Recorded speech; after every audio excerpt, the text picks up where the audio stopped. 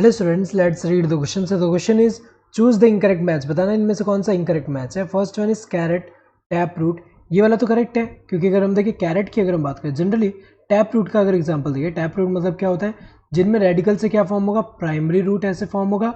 And primary root के ऊपर अगर हम देखें लेटरली ऐसे सेकेंडरी है, एंड सेकेंडरी रूट के ऊपर टर्शरी है, ऐसे अगर हम देखें ऐसा होता है यहाँ पे। और ये पूरा जो है टैप रूट सिस्टम फॉर्म हो रहा है।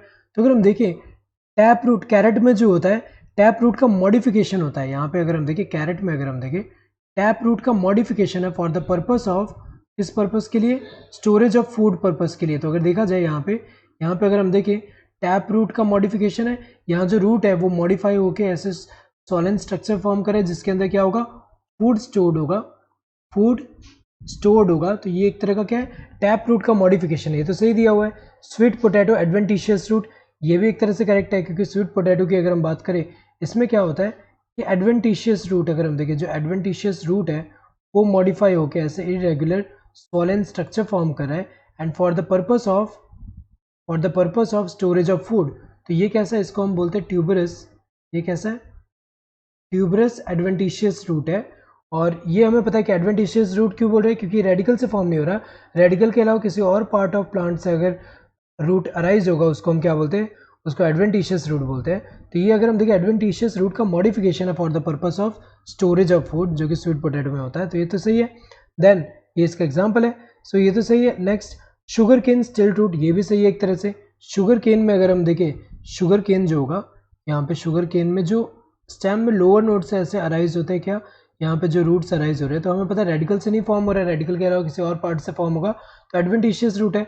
और ये वाला रूट जो है स्टिल्ट रूट है, और ये किस में हेल्प करता है, स्टिल्ट रूट जो है ये सपोर्ट पर्पस में हेल्प करता है। तो ये शुगर केन है, ये शुगर केन में ऐसा होता है।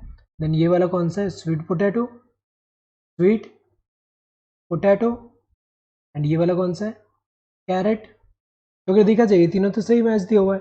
मेज का दिया है न्यूमेटोफोर से, तो इनकरेक्ट होगा। मेज में कैसा होता है, मेज में ऐसा होता है जैसे शुगर केन में स्टिल्ट रूट होते हैं।